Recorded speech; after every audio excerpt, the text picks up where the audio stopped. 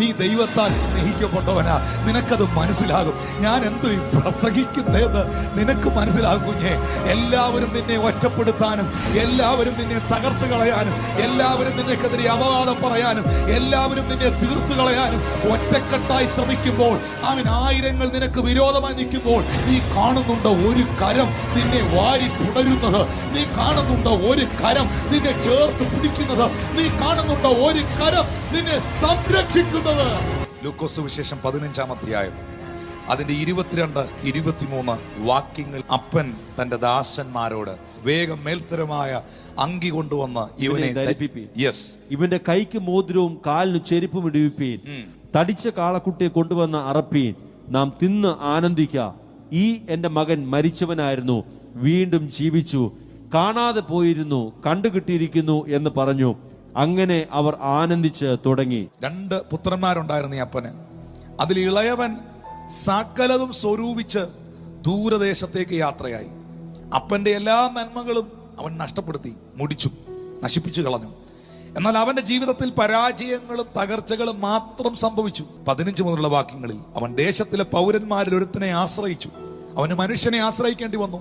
സ്വർഗത്തിലെ അപ്പായുടെ അരികിൽ നിന്ന് അവൻ പോയതിനാൽ, ദൈവാശ്രയബോധം നഷ്ടപ്പെട്ടതിനാൽ മനുഷ്യനിൽ അവൻ ആശ്രയിക്കേണ്ടി വന്നു. അവൻ തന്റെ വയലിൽ പന്നികളെ മേയ്പ്പാൻ അയച്ചു. 17-ാമത്തെ വാക്യത്തിൽ കാണുന്നുണ്ട്, അപ്പോൾ അവന് സുബോധം വന്നിട്ട്, എന്റെ അപ്പന്റെ കൂലിക്കാർ ഭക്ഷണം കഴിപ്പിച്ച് ശേഷിപ്പിക്കുന്നു, ഞാനോ വിശപ്പ് കൊണ്ട് നശിക്കുന്നു എന്ന് പറഞ്ഞ് അവൻ അവിടുന്ന് എഴുന്നേറ്റിട്ട് അവൻ ഇങ്ങനെ ഒരു തീരുമാനമെടുത്തു, അപ്പാ, ഞാൻ സ്വർഗത്തോടും നിന്നോടും പാപം ചെയ്തിരിക്കുന്നു. ഇനി നിന്റെ മകൻ എന്ന പേരിന് ഞാൻ യോഗ്യനല്ല. കണ്ടീഷൻസ് വെക്കുകയാണെങ്കിൽ, അപ്പൻ ഒരു കണ്ടീഷൻ വെക്കുകയാണെങ്കിൽ, അപ്പൻ ചില നിബന്ധനകൾ വെക്കുകയാണെങ്കിൽ, ആ നിബന്ധനകൾക്കകത്തൊന്നും എനിക്കിനി മുന്നോട്ട് പോകാൻ പറ്റില്ല. ആ നിബന്ധനകളെല്ലാം ഞാൻ തെറ്റിച്ചിരിക്കുന്നു. എന്റെ അപ്പൻ വെച്ച എല്ലാ നിബന്ധനകളെയും ഞാൻ ബ്രേക്ക് ചെയ്തിരിക്കുന്നു. അവിടുത്തെ മകനെന്ന പേരിന് ഞാൻ യോഗ്യനല്ല. അതുകൊണ്ട് നിബന്ധനകളെല്ലാം ഞാൻ തകർത്തത് കൊണ്ട് അപ്പൻ ഒരു കണ്ടീഷണല്ലാവുകയാണ് എന്നോട് കാണിച്ചതെങ്കിൽ ഇനി എന്നെ മകനായിട്ട് കൂട്ടണ്ട കേട്ടോ. കൂലിക്കാരിലൊരുത്തനായിട്ട്, വേലക്കാരിലൊരുത്തനായിട്ട് എന്നെ കൂട്ടിയാ മതി. ഇങ്ങനെ പറഞ്ഞിട്ട് അല്പം ഭയത്തോടെയും അല്പം ആശങ്കയോടെയും അവൻ അവിടുന്ന് എഴുന്നേറ്റ് അപ്പന്റെ വീട്ടിലേക്ക് പോകുമ്പോ, എല്ലാ ദിവസവും വരുന്നവരെ കാണുവാൻ കഴിയുന്ന സ്ഥലത്ത് ഈ അപ്പൻ എല്ലാ സായങ്കാലത്തും നിന്ന് നോക്കും, എന്റെ മകൻ വരുന്നുണ്ടോ എന്ന്. പക്ഷെ ഈ അപ്പനെ മറന്നിട്ടാണ് ഈ മകൻ യാത്ര ചെയ്തത്. എന്നാൽ ഈ അപ്പന്റെ ഭവനത്തിലേക്ക് ഈ മകൻ വരുന്ന കാഴ്ച അപ്പൻ ദൂരത്ത് നിന്ന് കണ്ടെന്ന. ഞാൻ പറയട്ടെ പ്രിയപ്പെട്ടവരെ, നിങ്ങളുടെ വീട്ടിൽ ഒരു അതിഥി വരുന്നെങ്കിൽ ആ അതിഥിയെ കാത്തിരിക്കുന്നവർക്ക് മാത്രമേ ആ അതിഥിയെ കാണാൻ കഴിയുള്ളൂ. അല്ലെ വന്നു കഴിഞ്ഞ് ബെല്ലടിക്കുമ്പോഴേ നിങ്ങൾ അറിയുള്ളൂ. കാത്തിരിക്കുന്നവന് മാത്രമേ വരുന്നവനെ കാണാൻ കഴിയുള്ളൂ. അങ്ങനെയാണെങ്കിൽ ഈ മകൻ വരുന്നത് ദൂരത്ത് നിന്ന് ഈ അപ്പൻ കണ്ടെങ്കിൽ ഈ അപ്പൻ കാത്തിരിക്കുകയല്ലായിരുന്നോ? ഈ മോനെ വെയിറ്റ് ചെയ്യുകയല്ലായിരുന്നോ? ഈ മെസ്സേജ് കേട്ടോണ്ടിരിക്കുന്ന ആരെയൊക്കെയോ ഈ അപ്പ വെയിറ്റ് ചെയ്യുന്നു. ഈ സന്ദേശം കേട്ടോണ്ടിരിക്കുന്ന ആരെയൊക്കെയോ ഈ സ്വർഗത്തിലെ അപ്പൻ കാത്തിരിക്കുന്നു. ഞാൻ ആത്മാവിൽ നിന്ന് കണ്ടുകൊണ്ട് പറയട്ടെ, ചിലരെ എന്റെ ദൈവം വെയിറ്റ് ചെയ്യുന്നു. നീ നഷ്ടപ്പെട്ടെന്ന് പറയുമ്പോഴും, നീ തകർന്നെന്ന് പറയുമ്പോഴും, നിന്റെ ജീവിതം പരാജയപ്പെട്ടെന്ന് പറയുമ്പോഴും, എല്ലാം നശിച്ചെന്ന് പറയുമ്പോഴും ആ സ്നേഹം നിന്നെ കാത്തിരിക്കുന്നു. മുഷിപ്പുകളില്ലാതെ, മടുപ്പുകളില്ലാതെ ഈ സ്നേഹനിധിയായ അപ്പൻ നിന്നെ കാത്തിരിക്കുന്നു. അപ്പൻ എഴുന്നേറ്റ് അവന്റെ അടുക്കലേക്ക് പോയി.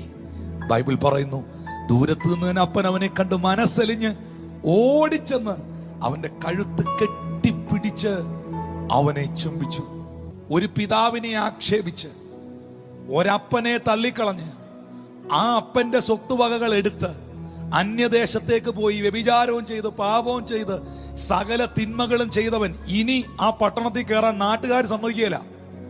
ഇനി ആ പട്ടണത്തിൽ കയറിയാൽ അപ്പനല്ല കൈകാര്യം ചെയ്യുന്നേ. ഇനി ഇവൻ ഈ പട്ടണത്തിൽ കയറിയാൽ മറ്റാരുമല്ല കൈകാര്യം ചെയ്യുന്നേ, നാട്ടുകാരായ കൈകാര്യം ചെയ്യുന്നേ. കാരണം വ്യഭിചാര കുറ്റത്തിൽ പിടിച്ച സ്ത്രീയെ കൈകാര്യം ചെയ്യാൻ വന്നത് നാട്ടുകാരല്ലേ? നാട്ടുകാരാണ് കൈകാര്യം ചെയ്യുന്നത്, ദേശക്കാരാണ് കൈകാര്യം ചെയ്യുന്നത്. അതുകൊണ്ട് പട്ടണവാതിക്കലോട് ഇവന് കയറാൻ പറ്റുകയില്ല. കേറിയാൽ നാട്ടുകാർ ഇവനെ കൈകാര്യം ചെയ്യും. കാരണം ഇവനൊരു അനിയനുണ്ട്, അല്ലെ ഒരു ചേട്ടനുണ്ട്, മൂത്തവൻ വയലിലായിരുന്ന ഇവനൊരു മൂത്ത ജ്യേഷ്ഠനുണ്ട്. അവനാണെങ്കിൽ ആ നാട് മൊത്തവും പറഞ്ഞു ഇവൻ പോയി നഷ്ടപ്പെട്ടു എന്നും ഇവൻ തകർന്നെന്നും. അതുകൊണ്ട് എല്ലാവരാലും അവൻ വെറുക്കപ്പെട്ടിരുന്നു, എല്ലാവരാലും അവൻ തിരസ്കരിക്കപ്പെട്ടിരുന്നു. അവിടുത്തെ നിയമങ്ങൾ പോലും ആ പട്ടണത്തിൽ അവൻ കയറാൻ അവനെ അനുവദിക്കുന്നില്ല. അവനെ ആരെങ്കിലും കണ്ടാൽ അടിക്കാനും കലുപെറുക്കി എറിയാനും തീരുമാനം എടുത്തിരിക്കുമ്പോൾ നിങ്ങൾക്ക് കാണാൻ പറ്റുന്നുണ്ടോ? ഒരുത്തനും ഇവനെ തൊടാതെ സംരക്ഷിക്കുന്ന ഒരു കരം ഇവനെ കേറി പിടിച്ച് ഇവനെ വാരി പുണർന്നു നിൽക്കുന്ന ഒരു കാഴ്ച നിങ്ങൾക്ക് കാണാൻ പറ്റുന്നുണ്ടെങ്കിൽ അത് ആത്മാവിൽ കാണുന്നവരെ ഞാൻ നോക്കി പറയും, നീ ദൈവത്താൽ സ്നേഹിക്കപ്പെട്ടവനാ. നിനക്കത് മനസ്സിലാകും. ഞാൻ എന്തോ ഈ പ്രസംഗിക്കുന്നതെന്ന് നിനക്ക് മനസ്സിലാകും കുഞ്ഞെ. എല്ലാവരും നിന്നെ ഒറ്റപ്പെടുത്താനും, എല്ലാവരും നിന്നെ തകർത്ത് കളയാനും, എല്ലാവരും നിനക്കെതിരെ അപവാദം പറയാനും, എല്ലാവരും നിന്നെ തീർത്തു കളയാനും ഒറ്റക്കെട്ടായി ശ്രമിക്കുമ്പോൾ, അവൻ ആയിരങ്ങൾ നിനക്ക് വിരോധമായി നിൽക്കുമ്പോൾ, നീ കാണുന്നുണ്ടോ ഒരു കരം നിന്നെ വാരി പുണരുന്നത്? നീ കാണുന്നുണ്ടോ ഒരു കരം നിന്നെ ചേർത്ത് പിടിക്കുന്നത്? നീ കാണുന്നുണ്ടോ ഒരു കരം നിന്നെ സംരക്ഷിക്കുന്നത്? എന്നിട്ട് അപ്പൻ പറയുക തന്റെ ദാസന്മാരോട്, വേഗം മേൽത്തരമായ അങ്കി കൊണ്ടുവന്ന് ഇവനെ ധരിപ്പിക്കുവിൻ. അൺകണ്ടീഷണൽ ലവ് അല്ലേ ഇവിടെ കാണുന്നേ? നിങ്ങൾക്കറിയോ പ്രിയപ്പെട്ടവരെ, മേൽത്തരമായ അങ്കി കൊണ്ടുവന്ന് ഇവനെ ധരിപ്പിക്കുവിൻ. നീ അപ്പം പറയുമ്പോഴേ അത് മാന്യതയുടെ അങ്കിയാ. കാരണം ഉൽപ്പത്തി പുസ്തകത്തിൽ പറയുന്നുണ്ട്, ജോസഫ് വാർദ്ധക്യത്തിലെ തന്റെ മകനായതുകൊണ്ട് യാക്കോബ് അവന്റെ മക്കളിൽ ഏറ്റവും അധികം അവനെ സ്നേഹിച്ചത് കൊണ്ട് മേൽത്തരമായൊരു അങ്കി അവനെ ധരിപ്പിച്ചെന്ന്. ഏറ്റവും കൂടുതൽ സ്നേഹിക്കപ്പെട്ടവനുള്ളതാണ് ഈ അങ്കി, ഏറ്റവും കൂടുതൽ മാനിക്കപ്പെട്ടവനാണുള്ളത് ഈ അങ്കി. അങ്ങനെങ്കിൽ ഈ അപ്പൻ ഈ പുതപ്പ് ഇവനെ പുതപ്പിക്കുമ്പോൾ the blanket of love, അവന്റെ കൈക്ക് മോതിരം ഇടിവിച്ചു, അധികാരത്തെ കാണിക്കുന്നു. അവന്റെ കാലിന് ചെരുപ്പിടിച്ചു, അത് സമാധാന സുവിശേഷത്തെ കാണിക്കുന്നു. തടിപ്പിച്ച കാളക്കുട്ടിയെ കൊണ്ടുവന്ന് അറുക്കുവീൻ, നാം തിന്നാനന്ദിക്കുക. ഈ എൻ്റെ മകൻ മരിച്ചവനായിരുന്നു, കാണാതെ പോയിരുന്നു, കണ്ടുകിട്ടിയിരിക്കുന്നു എന്ന് പറഞ്ഞ് അവർ ആനന്ദിച്ചു തുടങ്ങി. മേൽത്തരമായ ഒരു കാളക്കുട്ടി അവിടെ അറുക്കേണ്ടി വന്നു. ഈ അപ്പന് ഈ മകനെ തിരിച്ചു പിടിക്കാൻ, ആ പഴയ സന്തോഷത്തിലേക്ക് ഇവനെ കൊണ്ടുവരാൻ അവിടെ ഒരു കാളക്കുട്ടിയെ അറുക്കേണ്ടി വന്നു. എന്നെ നിങ്ങളെയും നിത്യതയുടെ സന്തോഷത്തിലെത്തിക്കാൻ, എന്നെ നിങ്ങളെയും തിരിച്ചു പിടിക്കാൻ, എന്നെ നിങ്ങളെ മക്കളാക്കാൻ, ഞാനും നിങ്ങളും ആനന്ദിക്കാൻ കാൽവറിയിൽ ഒരു കുഞ്ഞാട് അറുക്കപ്പെട്ടു.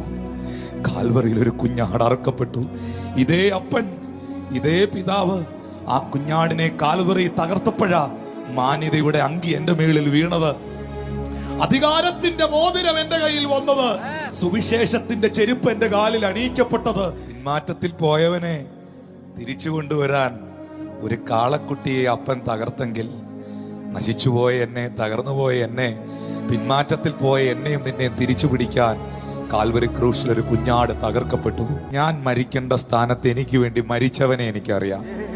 ഞാൻ തകരേണ്ട സ്ഥാനത്ത് എനിക്ക് വേണ്ടി തകർന്നവനെ എനിക്കറിയാം. ഞാൻ നിന്ദിക്കപ്പെടേണ്ട സ്ഥാനത്ത് എനിക്ക് വേണ്ടി നിന്ദിക്കപ്പെട്ടവനെ എനിക്കറിയാം. ഞാൻ സേവിക്കുന്നതും ഞാൻ വിശ്വസിക്കുന്നതും ഞാൻ ആരാധിക്കുന്നതും മനുഷ്യരല്ല, എന്നെ അംഗീകരിച്ചതും ആ അപ്പായാണ്. എന്നെ അംഗീകരിച്ചത് ആ ദൈവമാണ്.